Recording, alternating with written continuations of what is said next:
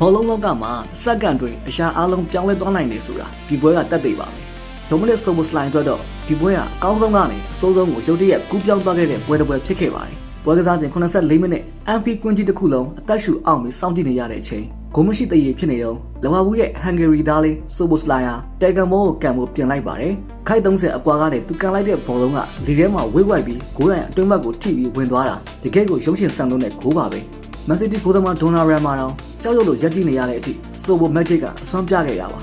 ဒါပေမဲ့ဒီလိုပွဲမျိုးမှာဒရာမာကအလွယ်တကူမပြီးဆုံးသွားပါဘူးနာကျင်အချိန်ပို12မိနစ်မှာမန်စီးတီးက2ဂိုးတကိုးနဲ့ဦးဆောင်နေတဲ့အချိန်မထင်မှတ်ထားတာဖြစ်ခဲ့ပါတယ်မန်စီးတီးရဲ့တန်မန်တိုက်စစ်မှာဆိုဘိုစလိုင်းတယောက်ဟာလန်ကိုဆွဲထားတာကြောင့်ဗီဒီယာစစ်ဆေးပြီးနောက်ပွဲရဲ့သူရဲကောင်းကဒိုင်ရဲ့အညီကန်းနဲ့ထွက်ခဲ့ရလို့ဖြစ်သွားပါတယ်ကမ္ဘာစစ်ဂိုးတကိုးနဲ့နောက်ဆုံးမိနစ်အညီကန်းဝမ်တာစရာကနေဝမ်းနဲ့စရာဖြစ်သွားခဲ့ရပေမဲ့အဲ့ဒီညကဆိုဘိုစလိုင်းကိုတော့ဘူးမှမေးနိုင်မှာမဟုတ်တော့ပါဘူး